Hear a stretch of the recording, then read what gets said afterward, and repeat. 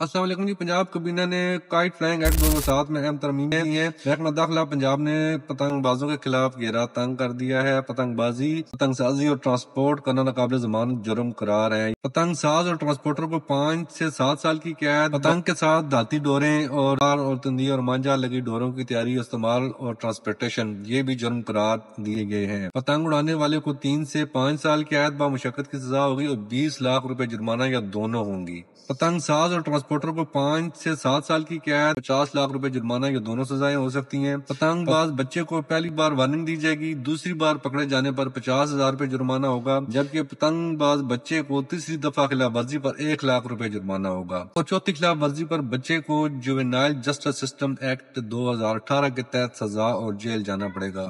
اور یہ والدین کی ذمہ داری ہے کہ وہ اپنے بچوں کو اس خونی کھیل سے دور رکھیں۔ اپنا بہت خیال رکھیے گا۔ Stay safe, stay blessed. اللہ حافظ۔